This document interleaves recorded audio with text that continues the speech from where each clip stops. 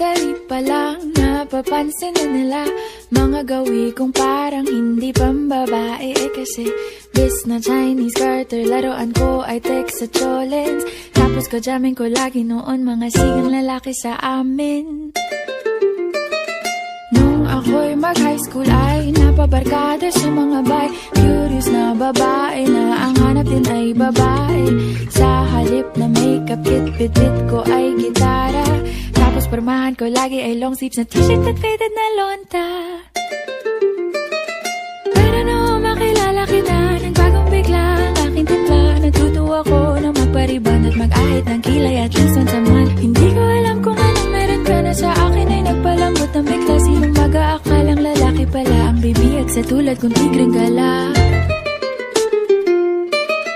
Kahit ako'y titibok-tibok, puso ko ay titibok-tibok pa rin sa'yo.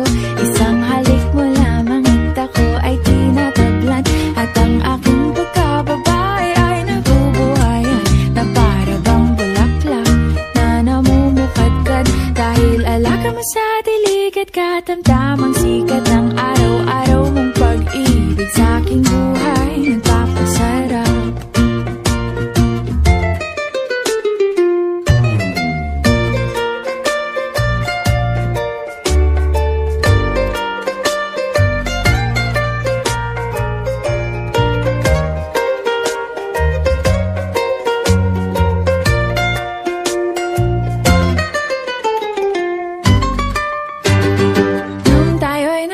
Ay, saka ko lamang binigay ang matamis na oong 10 buwan mong trinabaho.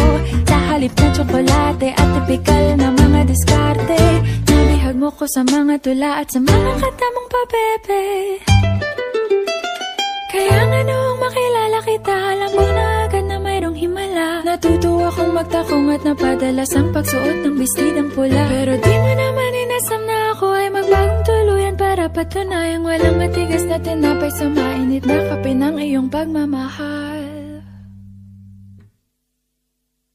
Kahit ako'y titibo-tibo, puso ko ay titibok-tibok pa rin sa'yo.